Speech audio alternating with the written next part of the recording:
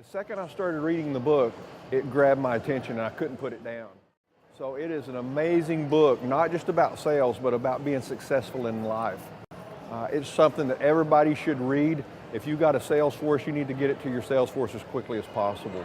I've read his recent book, The Unexpected Tour Guide, and I have to say I finished it cover to cover in less than 2 hours and took a lot from it. And when you're in sales for a number of years, you tend to think you've heard it all, but I can honestly say there were some things in this book that truly helped me get refocused.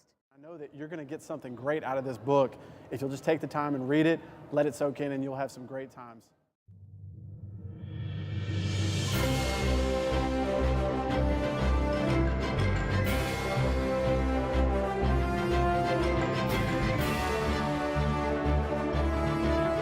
It's a story of a young salesman, a guy named Jim Ferris.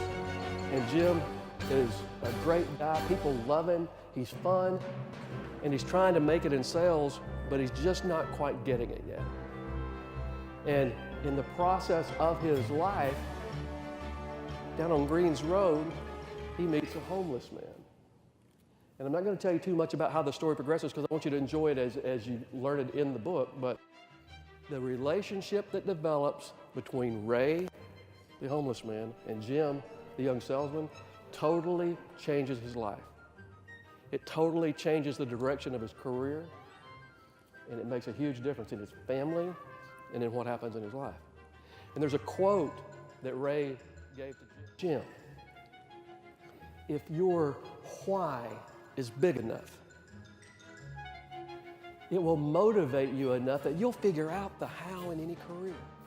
And then he says, Jim, you will always work harder to build your why than you will ever work to build the boss man's business.